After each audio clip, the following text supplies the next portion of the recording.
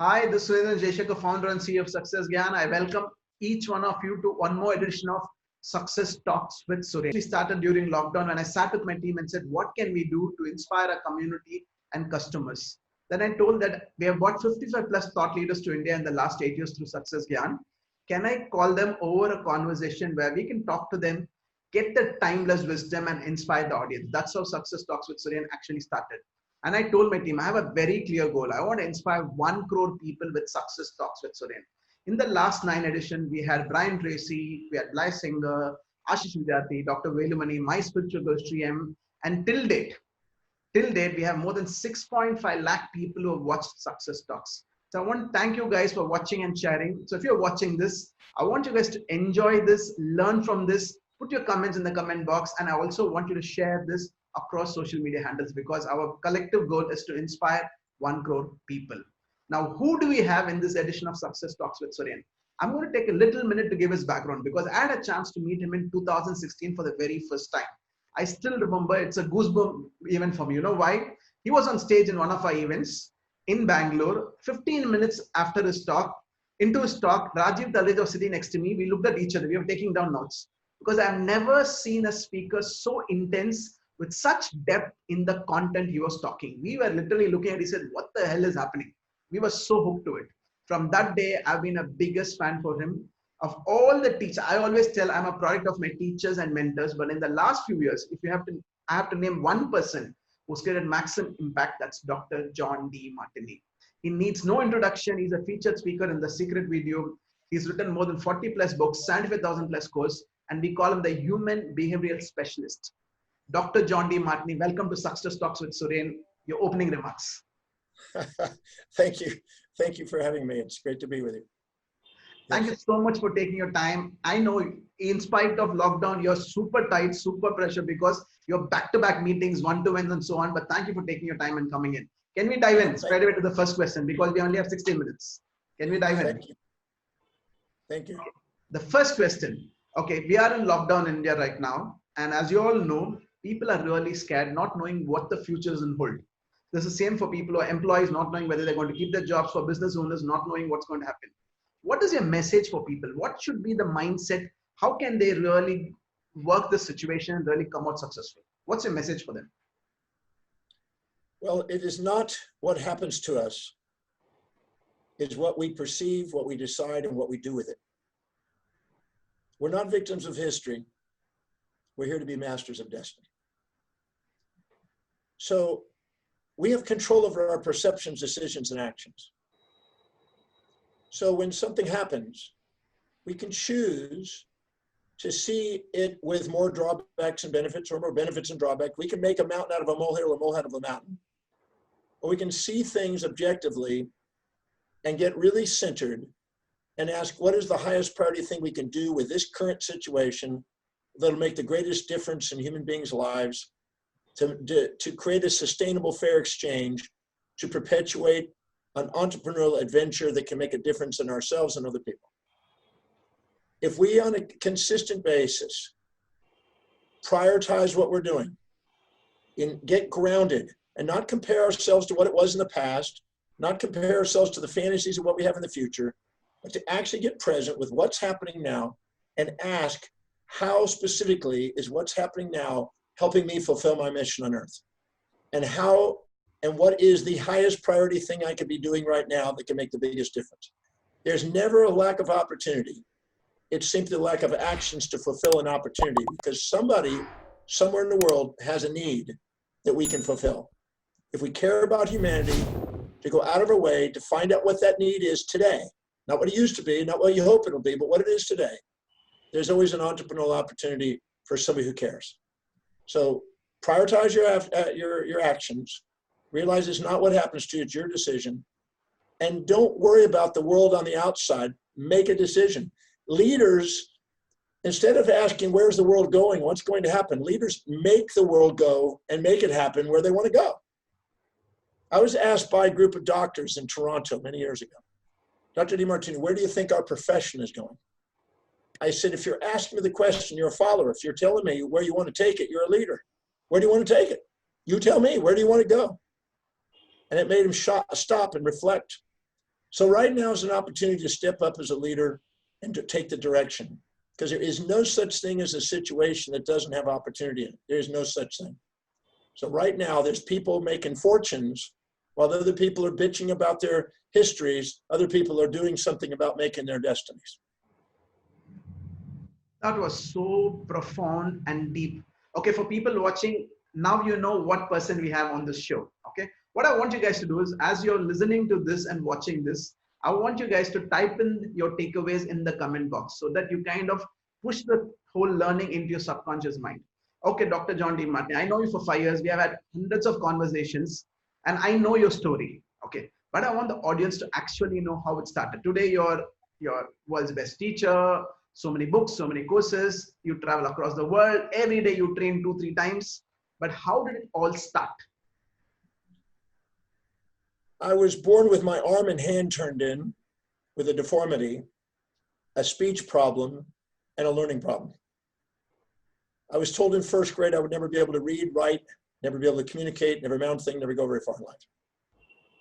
I only made it through elementary school because I asked kids who were smart what they got out of the class, and that allowed me to at least survive. When I turned 13, I ended up dropping out of school. I left home at 13. I hitchhiked to California when I was 14 from Texas. At 15, I made it to Hawaii, and I was surfing. I was a surf buddy. I was riding big waves. I got into some magazines and movies and things of this nature, and had sort of a, as you could say, a death wish, if you will, because I was doing something outrageous. I nearly died at 17. And the recovery of that, I had the opportunity to meet one night, one man who changed my life, who made me believe that maybe I could overcome my learning problems and learn how to read and someday become intelligent, which I never thought I would ever be able to do, because I thought I was never going to. I didn't read till I was 18. But that one night, he had such an inspiration, and he took us through sort of an imagery meditational experience, that I saw a new amazing opportunity in my mind. I saw myself speaking in front of 1 million people. I don't know where it came from, but I saw that vision. It's painted in my office today, and it changed the course of my life. And that night, I made a decision that I wanted to travel the world. I want to overcome my learning problems. I wanted to learn how to read and study. I want to learn everything I can. I wanted to become a teacher, and I wanted to step foot in every country on the face of the earth and share whatever I could discover to do what this gentleman's just done for me with as many people as I can across the world. That was 47 plus years ago, soon to be 48 years. And I've been on that mission, just as enthused and inspired today as it was at that day. And I've done nothing but research, write, travel, teach since then. And I do that full time today. I know, Dr. John, because we have met so many times, how many conversations, and I know you live your mission. Those are only 4-5 things you do in your life, and that's it. That's all you do every single day. And I want to thank you for being who you are, because you have no idea how many people you've inspired, and the ripple effect of what you're doing is really making a massive difference to India and the world. Okay, my next question. I know we have done this question. Value factors. People always live by their highest value. It's what you taught to us. Can you explain that to the audience? What does it actually mean, value factor? Every individual has a set of priorities, a set of values, things that are most important to least important in their lives. It's unique. It's like a fingerprint. It's evolving. It's changing. And even though we're changing, so are other people's.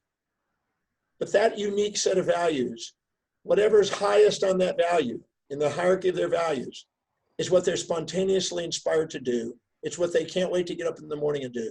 It's what they want to fulfill most. It's what their identity revolves around. And whenever they live congruently and integrally in alignment with what they value most, they spontaneously can't wait to get up in the morning and be of service to people, and people can't wait to get that service. They automatically wake up their leadership. They automatically wake up their legacy. They automatically do something extraordinary. They wake up their genius, their innovation, their creativity, their innovative mind, their original thinking. They don't subordinate. They don't sit into conformity. They give themselves to be extraordinary, and giving themselves permission to shine, not shrink, by living congruently with what they value most. So people, when they identify in their own hierarchy of values what's really most important, and stick focus on what that highest priority is, and delegate all lower priority things to other people that would love to do those things, they liberate themselves from the bondage of things that depreciate themselves and emerge as great leaders with the capacity to do extraordinary things that make a difference in the world. We can't make a difference by conforming. We make a difference by being a norming. I remember first time you told me this, it really blew my mind, because I believe all of us do 10, 20 things, but if you can really stick to a highest value, only focus on that, I think we make a huge difference. Can you tell me what are the 4, 5 things, which is the only things which you do? Which are the 4, 5 things which you do? Well, now that I'm in St. Corona's environment, I still do the same things. I research extensively. I've been researching every single day. It's just what I do for the last 47 years. I'm reading and studying and learning everything I can. It's my responsibility as a teacher to learn and learn and learn and learn. I then correlate that and syncretize that and synthesize that into cohesive understanding so I can present that. And then every single day I do now podcasts, webinars, interviews, radio, television, newspaper, magazines, whatever will allow me to get the message out to whoever is receptive to the ideas, I share. And so I am constantly doing that day in and day out, every day, 7 days a week. I'm kind of a neurotic guy about that. But, you know, when I was told that I would never be able to read and write and communicate, and then I found out I could, I was very inspired to be able to do that and do that every day. Yeah. I remember once during dinner, I had this conversation, I asked you this question, where was your last vacation? And you smiled at me and you said, you don't take a break. Then I asked you this question, what do you mean you don't take a break? Then you told me in the last 365 days, you're not taken 1 day break, and you actually have done 385, 390 trainings that year, which means some days you did 2 trainings. That just changed my life, because I understood from that day that if you really love what we do, if you're living to our highest values, why do you need a break? And I want to thank you for that, because from that day, I'm not taking a break. I don't take a Sunday break. I don't take a Monday break, because it changed my life. So this topic which you talk, I want to tell the audience here, because if you get this, if you live with your highest values every single day, your life is a breeze and you can create maximum impact. So what I want you guys to do is I want you to start commenting as you start listening to this and tell me what you learned from this. Okay, next question, doctor. As all of us have a unique fingerprint, do all of us have a unique purpose in life? And how can we find that purpose? Well, ancient Greek philosopher Aristotle defined the highest value in an individual as the telos. That was the term he gave it. Just like we have telomeres, which is the end of the genes, telomerase, which is the enzyme that involves adding telomeres, telencephalon, which means the end of the brain, and telephone, which means to connect from one ear to the next. We have, in a sense, the telos. This telos is the end in mind. It's the final cause that Aristotle described in his 4 causes. He was so adamant about how important it is to know what that is, that he made a whole study of it, and he called it teleology, which is the study of meaning and purpose.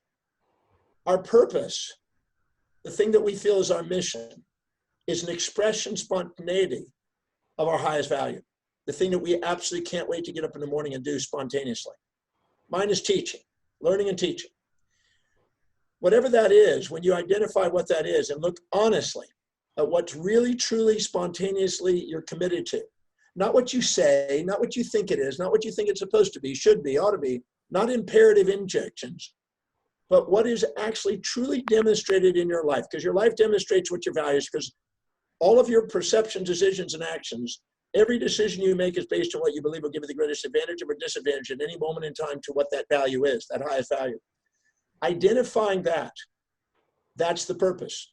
Your purpose is the most effective and efficient pathway to fulfill the greatest amount of voids with the greatest amount of value.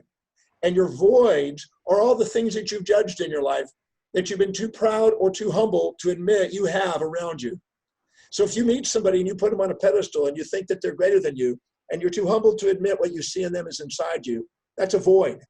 And if you look down on somebody and you resent them and you're too proud to admit what you see in them is inside you, that's a void. Those are disowned, deflected, disempowered, dismembered parts of your own being.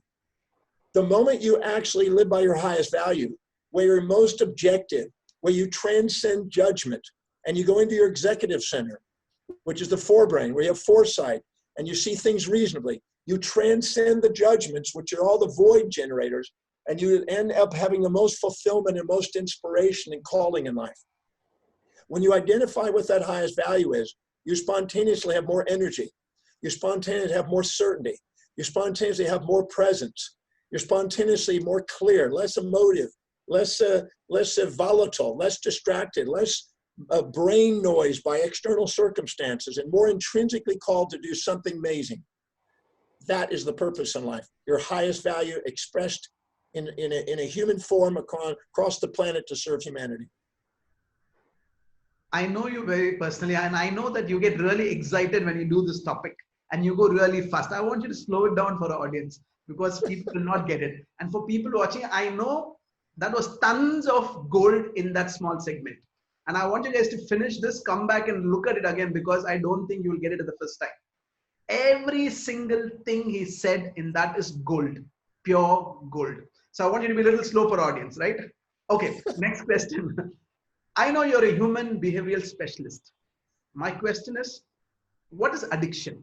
Why do people get addicted to something? It can be alcohol, drugs, whatever addiction. And what can people do to overcome it?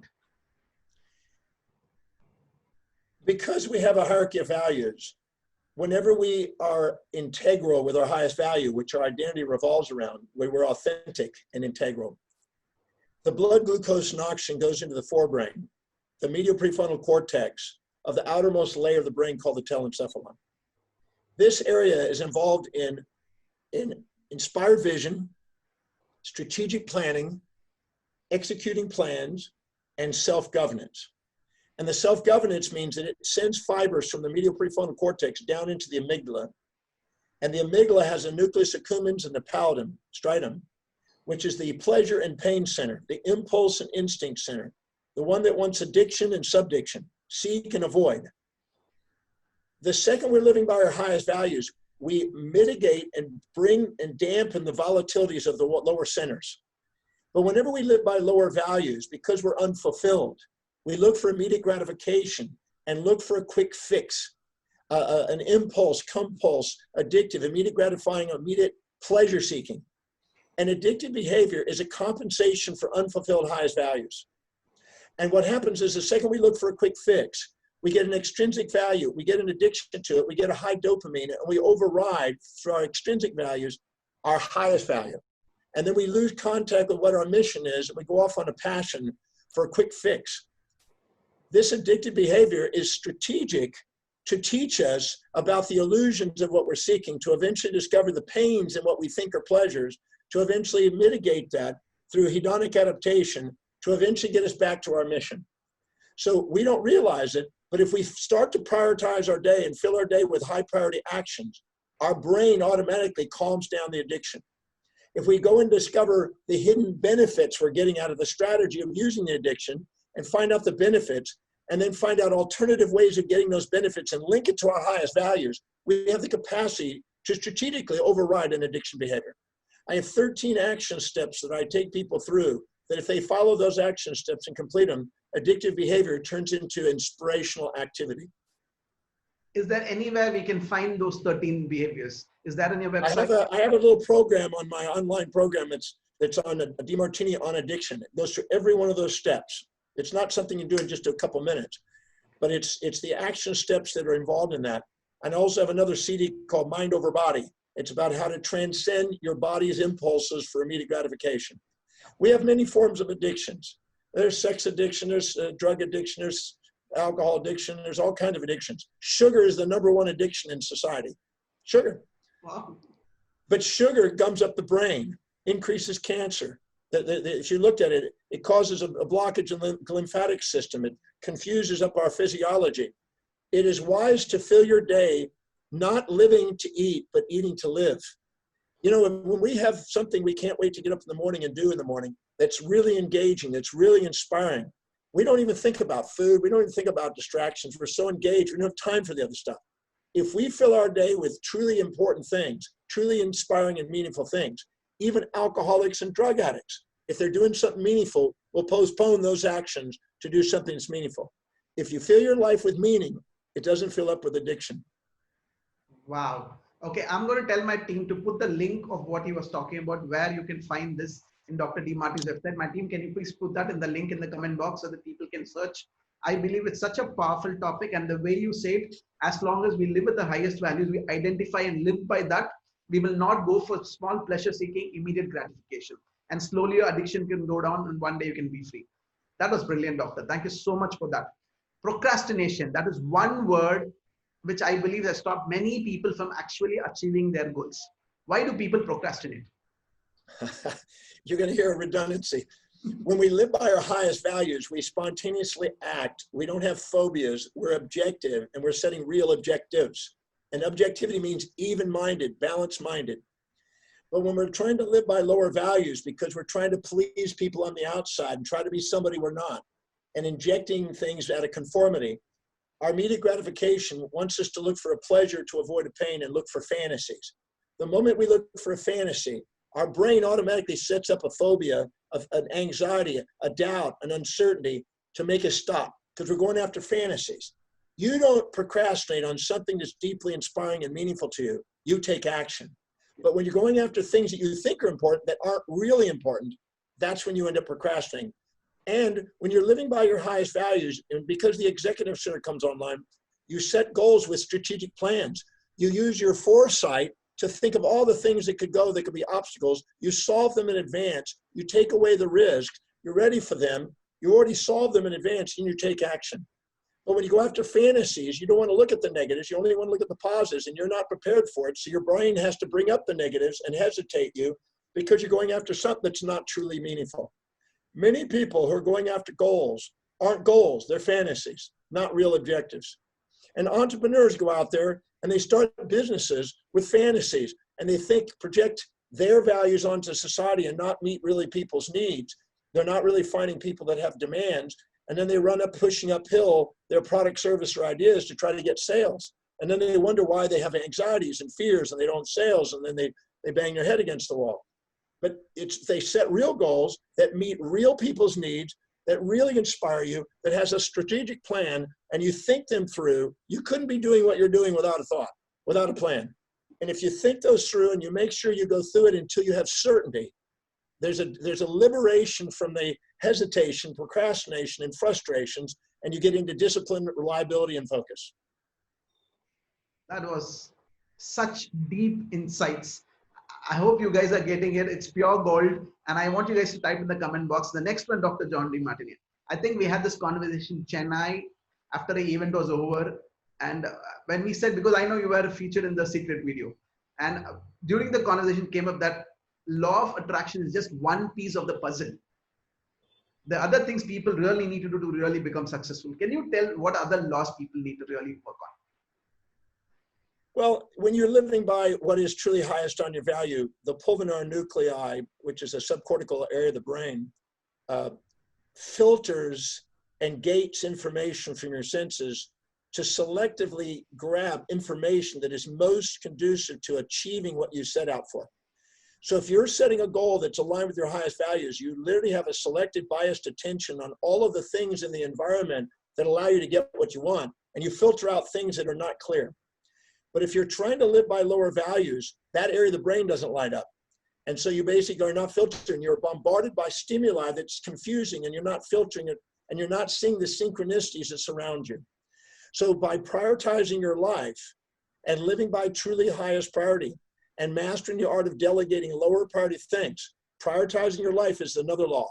Delegating all things that are not inspiring to you, because you can't live an inspired life doing low priority things. Low priority things devalue you, and so the world devalues you. High priority things value you, and so the world values you. And don't expect the world to value until you value you. And the way you know you value is by living by priority. And the way you know you devalue yourself is by doing things low on your priority. And then make sure that when you deal with money, that you make sure that you're meeting other people's highest priorities, their dominant buying motive. When you do, they automatically want to buy. Then you take a portion of it and you put it into savings and investments, and you start buying assets that go up in value. That way you put your money into things that are high in value. So you end up doing your work, not because you have to, but because you love to. The purpose of financial independence is to liberate yourself from doing work because you have to and doing it because you love to, because you're a master of the money, not a slave. Wow. This is one topic we can really dwell in, but I want to ask you this question. I know you've researched a lot about people who are successful and millionaires. You've done a lot of research. Can you give me the top 5 traits you find common among all people who are millionaires and successful? Top 5 traits. Okay, there are different people that are millionaires that rise and fall, and millionaires that keep building momentum. Yeah. I'm not interested in the gamblers. I'm not interested in the speculators. I'm interested in investors. Yeah. There's the people who know how to invest are the people that think long term. Yeah. They're not thinking of immediate gratification. They're talking about building a long-term plan of building wealth. That means when you have zero money and you add $1, the value of $1 is 100%. You have $10, you add $1, it's 1%, 10%. You add $100, have $100, you add $1, it's 1%. Every time you go 10 times more, 1,000, 10,000, 100,000, the value of the dollar gets less and less and less. So if you're not having a cause that's accelerating upward to counterbalance the devaluation of the dollar, you'll lose the drive to go and build wealth. So you have an accountability and responsibility to have a cause, a legacy that you want to build with your wealth. So you're not just doing it for immediate gratification, not just doing it because you want to go live a fancy lifestyle. That's debauchery. It's because you have a cause that you want to do something. And when you have a bigger cause bigger than yourself, you'll get beyond yourself and you'll do the things that most people won't willing to do to build wealth. But they have to have a value on serving vast numbers of people. They have to value on buying assets and know the difference, because until they buy assets, they're not going to go ahead. Most people fantasize about the right lifestyle, the rich and famous, instead of actually buying assets that actually work for them. So they're actually passively growing their wealth on a month basis. And they make sure that they're patient long-term, and that they make sure that nothing is too small to save and invest. They don't wait until, well, when I get ahead, then I'll do it. They just do it. Piggy banks become biggie banks. Little actions make big dreams. If you just do a little bit every single day and build a habit of it, what is not how much you save and invest, it's the habit of doing it. And once you do it, that will keep growing and escalate, because money keeps circulating from those who value it least to those who value it more. And the people that value it more will automatically master it, bring order to it, an organization to it, and put a value on it. When they do, that's where the money goes. So people that have wealth consciousness are not speculators trying to get rich overnight. Those rise and fall. They're consistent, caring people that want to serve people, want to end up having sustainable fair exchange, which is another principle, and they keep thinking long term. And they build a legacy, so there's something that they do beyond their life with the money that they've accumulated. Everybody is watching, wants to be successful, become a leader. I think that was pure gold. Every little thing he said is how you need to program your life from now on if you really want to become successful and sustain being there. Okay, today the world is full of distractions. It's the internet, Netflix, and so on. How can still people be focused and productive? I have the internet in front of me every day, but what I do is I research with it. I'm looking up, I'm directing what it is. I got a piece of paper right here that's got all the things that I have an agenda each morning of what I'm going to be researching in the day. I don't sit there and let the world on the outside dictate my destiny. I decide in the morning what I'm going to do and what's priority, and I stick to it. You can't let the world on the outside do it. I said on The Secret, when the voice and the vision on the inside is greater than all opinions on the outside, you begin to master your life. You can't do it. The world, nobody's going to get up in the morning and dedicate their life to your fulfillment. Nobody's going to get up in the morning and make sure that you're financially viable and wealthy. Nobody's going to make sure that you're inspired. They're all going to project onto you what they think would be valuable to them. So if you let the outer world dictate what you do every day, there's no way you're going to have an inspired, fulfilled, and magnificent life. You have to decide. You're captain of your ship. You're the master of your fate. You're the one that decides your destiny. You're the ones that sit down and prioritize your life. The people that do go to their executive center and become leaders. And the people who don't bitch about their life and become followers. You just said my favorite quote of yours: when the voice and vision in the inside is more profound than all the opinions on the outside, you have begun to master your life. Of all your quotes, that's my favorite quote. My question to you: how can we master our life? Can you give us a crash course on how to master our life? Well, I think we've been doing it, but yeah. It's basically identifying what's truly valuable to you and building momentum, incremental momentum, consistently focusing on the highest priority thing, moment by moment, day by day, week by week, month by month, year by year. Master planning your life to become a master of what you want in life. If you'll do that, instead of looking for a quick fix, Instead of looking for an offload your brain decisions off to somebody outside you think's going to have the answer, because nobody's going to do it for you. It's you. Now, it doesn't mean you can't learn from mentors. That's wisdom. I've been doing that all these years. But I don't try to envy them. I don't try to imitate them. I try to extract from them what I admire in them and then find out where I have that in me. Because nothing's missing. At the level of the essence of the soul, as a great philosopher said, nothing's missing in us. At the level of our senses, things appear to be missing in us. When we finally realize that whatever we see in the greatness around us is because we have it inside us, it's time to wake it up and allow it to shine, and then thank them for revealing to us what we had been denying. And give ourselves permission to stand on their shoulders, not in their shadows. By living by priority, you automatically wake up your leadership. That's the key to a self-mastered life. And to not allow yourself to be doing low priority things. It's so important to do something that serves somebody so you have the source of income to pay the people to delegate the things that are not inspiring, so you don't weigh yourself down with low priority things on a daily basis. I don't do anything. I don't cook. I don't drive. I don't do any of the things. I delegate everything. And that allows me to go out and do what I love doing most and what I'm greatest at. And that's how you become known for that one thing. Donald Trump, many years ago, I've known Donald for 28 years. Donald Trump said to me one time, do something so consistent, so persistent, that you build up incremental momentum to such a degree that people recognize you for your brand. Wow. Wow. Okay. I remember last time when we met in Hyderabad, you said something which kind of really put things in a perspective. Never put anybody in a pedestal or in a pit. Okay. So can you explain that concept? Because I feel it is so deep, and if people get that, they can really sort their life. Can you explain that? Well, anytime you put someone in a pedestal, that means what you see in them, you're too humble to admit you have in you. And you infatuate with them, and they occupy space and time in your mind and run you as noise. And it's a judgment. It's not love, it's a judgment, because you're minimizing you as you exaggerate them. So you're not being authentic because you're minimizing yourself, and you're not making them authentic because you have a biased perspective of them. So that's not true about them, that's not true about you, and that's not an effective way of living. But at the same time, when you put people down in the pit, that means you're too proud to admit what you see in them is inside you. And now you're puffing yourself up and exaggerating you, which isn't you. That's inauthentic. And you're putting them down, which isn't them. So only when you have reflective awareness, where the seer, the seeing, and the seen are the same, where you have ownership of what you see in them, and you own your hero and your villain. You got to own your hero and your villain if you want to be a leader. Because if you only can own one side, you'll never become a master of both sides. You don't need to get rid of half of your life to be love of yourself. You need to be able to embrace both sides of your life. And that means you got to realize that whatever you see out there is a reflection of what you have inside.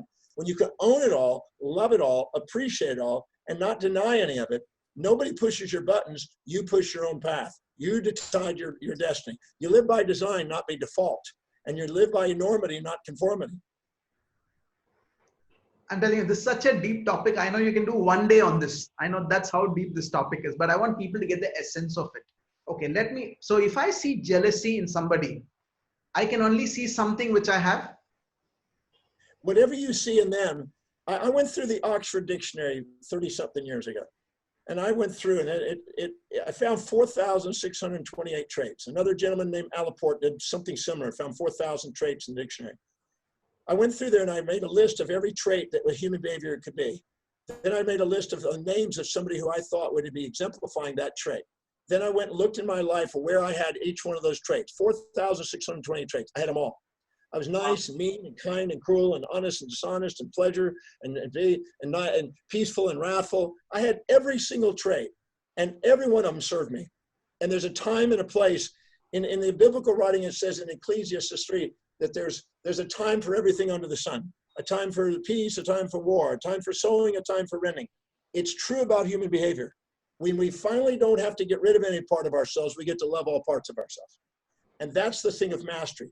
Trying to make yourself morally hypocritically, trying to assume you're going to get rid of some part and only demonstrate one part is a futile and fatal pathway to absolute insanity. So you can't get rid of it. You might even know it's there. You're a hero, you're a villain. Admit it, accept it, and start mastering every little thing. Is that quit running away from half of yourself, expecting, and quit trying to make other people get rid of half. If I walked up to you and I said, you're always kind, never cruel, always nice, never mean, always pleasure, never pain, always peaceful, never wrathful, always giving, never taking, always generous, never stingy, always considerate, never inconsiderate. you go, your bullshit meter would go off and you go, not exactly. If I said you're always mean, you're never nice, you're always cruel, you're never kind, you're always inconsiderate, never considered, always wrathful, never peaceful, always stingy, never generous, always taking, never giving, and always negative, never positive, your bullshit meter would go off and go, that's not true either. But if I said to you, sometimes you're nice, sometimes you're mean, sometimes you're kind, sometimes you're cruel, sometimes you're generous, sometimes you're stingy, sometimes you're positive, sometimes you're negative, sometimes you're peaceful, sometimes you're wrathful, you'd immediately go, yes.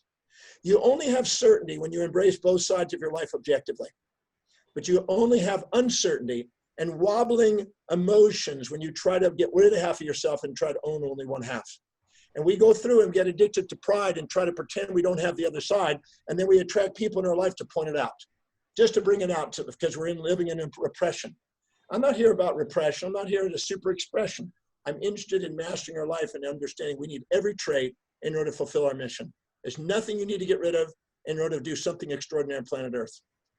So you need to aware of traits which don't serve you, but accept it's there. Is that the solution for it? All traits serve you.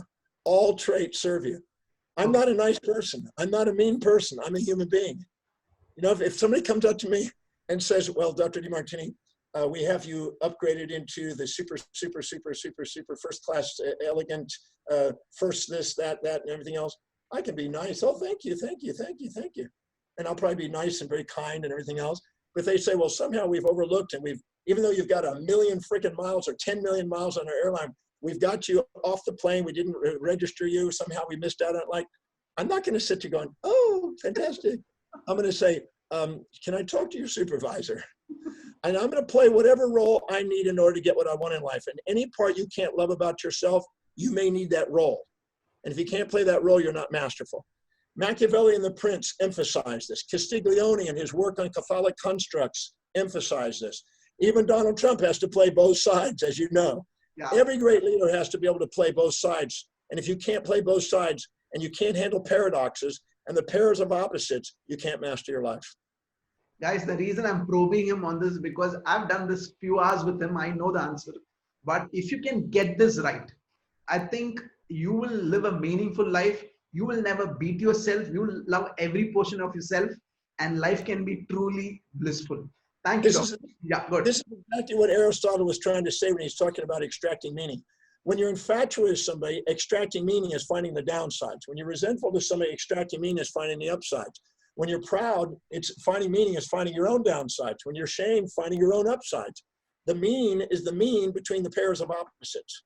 And being able to find that is how you extract meaning out of your existence and how you interact with meaning with people in society. When you can master that ability, which is what I teach people how to do, they liberate themselves from the bondage of all the judgments and they liberate themselves to the essence of the soul. And they get to love and appreciate people, the state of unconditional love. And that's really something we have access to doing. You can do something you love every day with the people you love every day. That's your ultimate goal, right? Do what you love and do with people you really, really love. That's our ultimate goal. Thank you for that real crash course on mastery of life. My next question, you always emphasize the power of habits. How can we cultivate a new habit? Well, trying to get rid of an old habit is a futile attempt. People try to get rid of something until they replace it with something that is more effective, more efficient, and more fulfilling and more meaningful. The old habit's going to take root. You automatically, and you don't need to get rid of any habit. You need to know when to use that. It's when all of a sudden you're not filling your day with high priority actions that the lower priority things that are less efficient come into play. So the wisest thing to do is just prioritize your thing. Gary Keller did it when he wrote the book, The One Thing. What is the one thing that allows you to get the most done today? Bill Gates asked a really simple question. It's a beautiful question every day. What is the highest priority action I can do today that will serve the greatest number of people in the most effective and efficient way, in a way that serves and inspires? That's a great question to ask every day. Yeah. And just focus on that and do it every single day. Focus on that. I've already done that. I've been doing that for years. I already know what it is. So I didn't waste my time on the other stuff. I just get onto that. I already know what it is. I used to use 3x5 index cards, and I used to write down the highest priority actions every single day. And then I looked at what were the priorities of the priorities of the priorities over a long period of time. And it came out research, write, travel, teach. So I don't waste my time on the other stuff. I've delegated it all out. I don't do it. I say no to other stuff. I just do what I do best. Okay. I have my next one. Before that, guys, when I spoke to Dr. DeMartini to come on Success Talks, I said, I want to give a gift to people who are watching this, and we have a gift coming up. So what we're going to tell is it's Awaken Your Astronomical Vision, a special gift Dr. DeMartini has got ready for it. Can you tell people what it is? Yeah. If you want to make a difference in yourself, you need to have a vision at least as big as your family. If you want to make a difference in your family, a leader in the family, you need to have a vision as big as your community. If you want to be number one in the community, you need a vision as big as your city. If you want to be number one in the city, you need a vision as big as your state or province or prefecture. If you want to be number one in the state, you need a national vision. If you want to be number one in the nation, you need a global vision. But if you want to make a difference across this globe, you need an astronomical vision. And so this CD is about how to awaken an astronomical vision. And it's going to be the same thing. It's going to be redundant.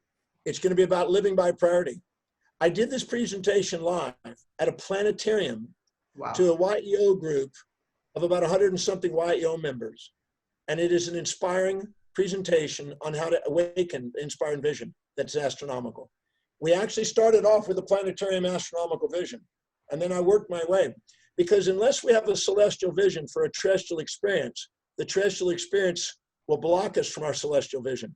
We have to have a vision greater than the obstacles that we might face if we want to transcend the obstacles and turn them into opportunities.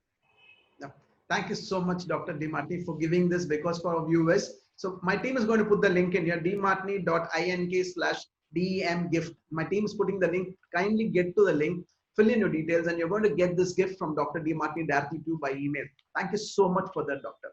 Quick question. All of us know what is our goal and what is the mindset required to take massive action towards the goal. What's the mindset? Well, I don't recommend massive action day one. What I recommend is incremental transformational change. You know, when I started saving money many years ago, 38 years ago, 39 almost, I saved $1 an hour, $10 a day, $50 a week, $200 a month. And I was a doctor. And I was afraid to do it because I had a mortgage and I had a car and I had this and I had a loan and I had this and I had all this stuff. And I was thinking, I got all this stuff. I can't afford to do it. I got to pay that off first. 3 months later, I decided once I'm comfortable with my habit, I'm going to expand it, because you don't grow unless you're at the border of comfort and uncomfort. If you don't fill your day with challenges that inspire you, it fills up with challenges that don't. So you have to force yourself to put a little bit more challenge on you financially. So I made it $300 the next quarter. And 3 months later, I made it $500. Then I made it $750. Then I made it $1,000. Then I made it $1,100 and $1,210 and $1,3443. And I've increased it 10% every quarter until it was $250,000 a month. And then all of a sudden, I was saving more than I was making in the first year in a month.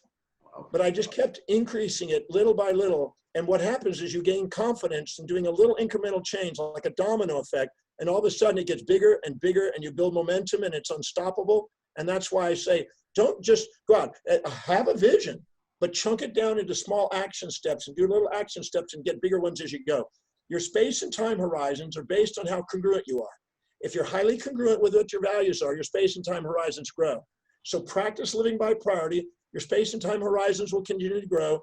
The amount you'll be able to see for yourself and do for yourself and the service you can provide will grow. And you force your savings along the way. You force your actions a little bit further each time. That's how you get to an astronomical vision, by pursuing something that's persistently building momentum. When Bill Gates started with a computer, he started in his garage. And then he started doing this, and he did that. And now he's got a massive company around the world. It's little incremental steps to big, big dreams. Jim Collins said it very clearly. It's not this massive one thing that's going to save your business. It's the incremental changes that are proven, that are priorities, that give you momentum building outcomes. I love your answer, Dr. DeMartini. And for people who are watching this, I want you guys to type incremental steps if you got the message, how you really need to reach your goal. Every single time, incremental steps. Dr. DeMartini, we're going to jump into a little rapid fire question zone. Are you ready? All right. Okay. The number of books, do you have a count of number of books you read till now? 30,382 as of today. 30382 as of today. 30,382 as of today. Now that does not include a lot of online articles and stuff, but those are just books or big journals that are equivalent to a book. Okay. For guys watching, that is 30,382. Last time when I met him, that was a year before, it was few thousand. I don't know how many books you read a day. Seriously, to reach there. How many books do you read in a week? It varies, because right now I'm catching up with a lot of reading because I'm getting to do a lot. I'm spending every time I'm between an interview, I'm reading. So that's just that simple. That's why I always told when I started this interview saying that this is a man who's researched maximum, at least to the people I've met, and for the depth of content he's got is like phenomenal. Next question. One person who is your biggest inspiration? Well, believe it or not, I know this is going to sound probably cliche-ish, but the one individual besides Paul Bragg that inspired me to do what I'm doing. When I was 18 years old and I moved back from Hawaii, and Paul Bragg gave me a little affirmation, said, I'm a genius and I apply my wisdom. He told me to say it every single day to help me overcome my learning problems. I asked my mom, what exactly is a genius? And she said, well, people like Albert Einstein and Leonardo da Vinci. I said, well, they give me every book that's available on those men. And so Einstein had a major impact on my life. I even went to the Institute of Advanced Studies at Princeton, where he actually put in the E equals MC squared. And I went there and met with Freeman Dyson, who just passed away just in February, who's 96, who took over Albert Einstein's position. And I went there and I put in my formula where he put his formula. And I did that because Einstein had a major impact on my life. And I did a lot of studies on his life and astrophysics and cosmology. I wrote a 2-big-volume textbook on cosmology. Wow. Okay, so out of 30,382 books, one book, if you have to notice, which created maximum impact, one book. If you have to pick up one book. Very simple. It's a 2-volume set, really. It's one book, but it's 2 volumes. It's by Mortimer Adler. It's called Syntopicon Volumes 1 and 2 by Mortimer Adler. Syntopicon Volumes 1 and 2 by Mortimer Adler. And what it is a summary, a synthesis of the greatest minds in the Western world from the last 2,700 years till today, and what they've summarized on the greatest ideas and the greatest, most meaningful things to be thinking about to focus your mind on. And it's a masterpiece by Mortimer Adler. It's 2 volumes. I believe everybody could benefit by reading this book. It's a PhD on life. Thank you so much on that. We'll definitely pick up the book and read. Okay, I know one of your goals when you started was you wanted to go to every country and train. Do you have the number of countries you've gone till now? How many countries have you gone and trained? I've been to 154 countries in some form of speaking. I've taught the breakthrough experience in 65 of those countries, 1,097 times now. And yeah, I just keep doing it. I've done many other programs. I haven't done the breakthrough in every country, but I've done speaking in many, many countries around the world. And right now, because I'm not getting to travel, I'm doing it online and we're reaching all the countries. We have students in every country now around the world. So we're impacting people from every country, but I've only been to 154. So I still got about another 60 to go. Yeah. Okay. Your one-line definition of passion. Well, I define a mission. I define a mission. Inspired mission is different than passion. The etymology of passion means to suffer. And compassion means to suffer with somebody. If you look it up, it comes from passio and pati, which means to suffer. So I don't really promote on passion. I promote on inspired mission. An inspired mission is a calling from within. A passion is an extrinsic thing on the outside. But the thing that some people have confused with passion and mission, I'm an inspired man on a mission. I'm not so much a person distracted by a passion. Okay. Inspired mission. Okay. I don't think whether anybody's asked you this question. Your first crush. My first crush as far as a girl? Yeah, of course, girl. Let's stick to girls here. Well, I think Martha Rose Scartosi when I was 5. I used to walk her home and carry her books home. And I remember one time her mom didn't want me coming home to be with her because she didn't, I guess, trust me or something. And I had to run over a fence. And I still got a scar from across my arm there. Yeah. It's been there all these years because I had to hop the fence to get away because her mom was going to catch me there. But I used to walk her home every single day. She was my first love, first crush. She was a beautiful little Italian girl. I was a little Italian boy. So that's my first crush. Yep. Your one-line definition of success.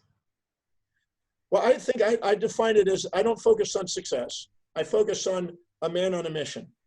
I would say that if you think you're successful and you think you're proud, you're probably on your way down and depurposing. If you think you're a failure and you tend to go repurpose and try to focus on priority.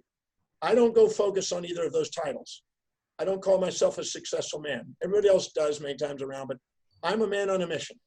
I don't focus on the labels. I just focus on my mission, focus on my priorities. Don't put those labels on it. They distract me. As John Q used to be on the board of Berkshire Hathaway with Warren Buffett, he says, I'm leery about a person that thinks they're one side or the other. I don't get distracted by that because I see both are feedback mechanisms to fulfill a mission. Okay, if you have to just give one line advice to all the listeners, what would that one line be?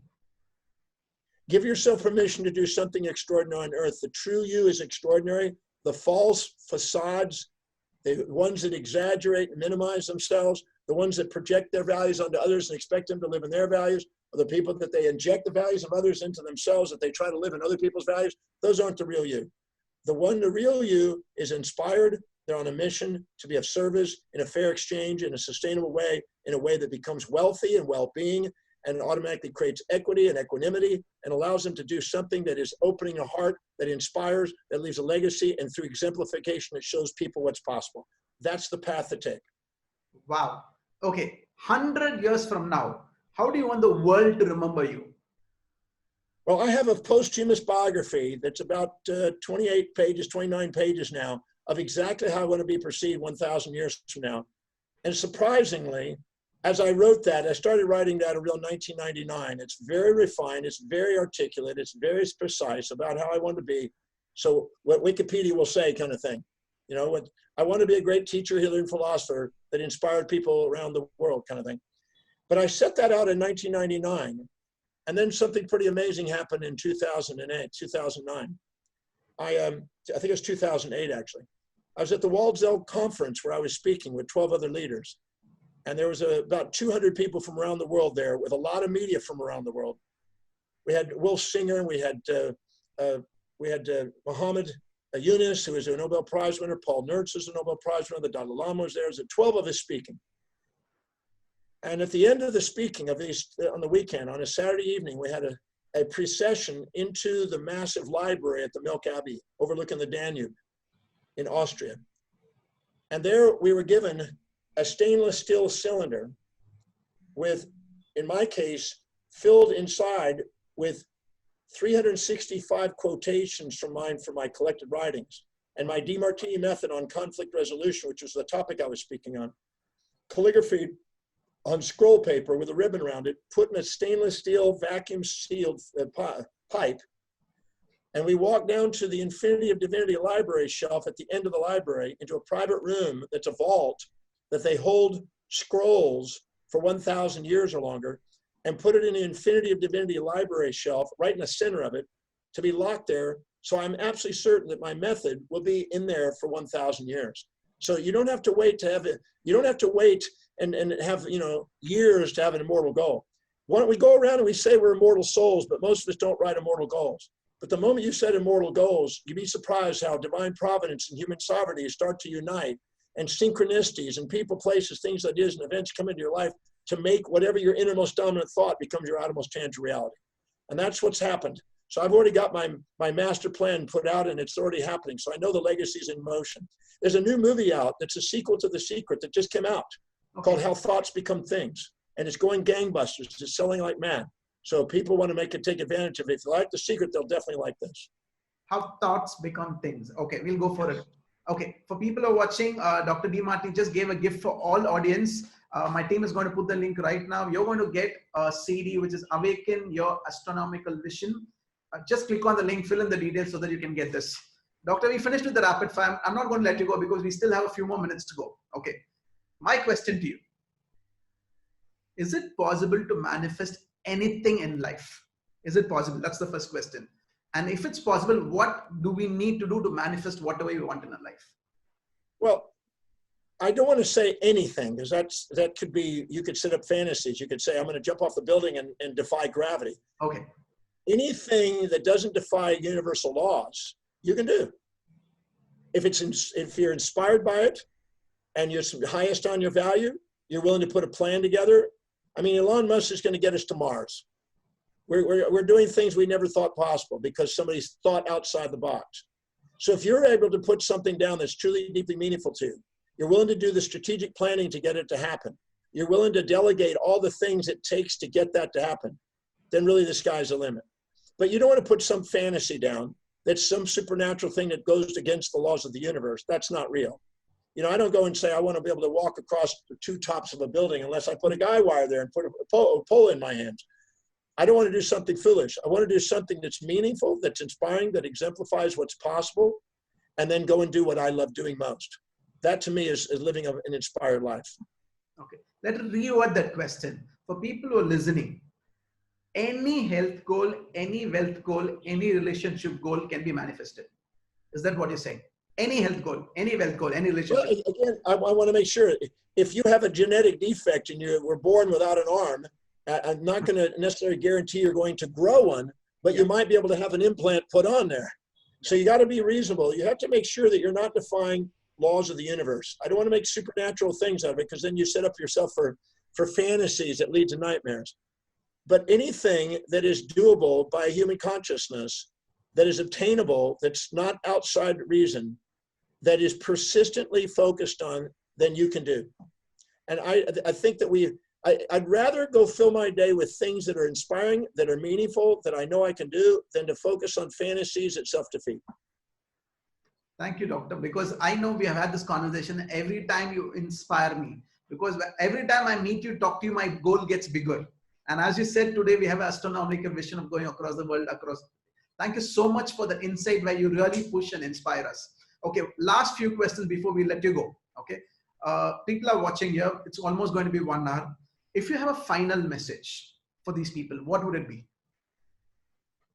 I said it, give yourself permission to do something extraordinary on the planet.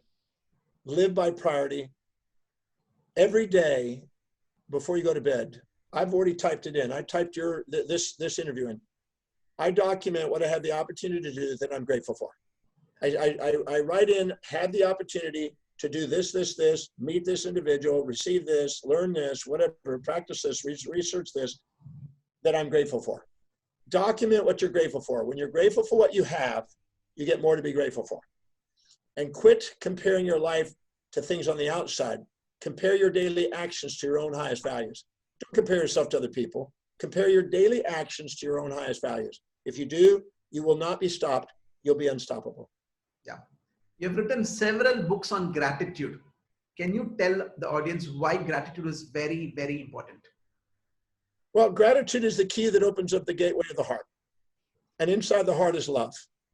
And love radiates outward and window washes the mind and brings inspiration to the mind, which then brings enthusiasm, true entheos, into the body, which then has less volatility and has certainty, and you become present, and that's where you maximally perform. So gratitude is the key to maximum performance as a human being on planet Earth. Thank you so much for that. Before I let you go, you guys are watching Success Talks with Suren with Dr. John DeMartini. We have a special gift. My team is going to put in the link. Just fill in your name, phone number, email ID. You're going to get a special gift of astronomical vision. Awaken your astronomical vision from Dr. DeMartini's team coming to your email. And all of you guys watching, I know you loved it because it was pure gold.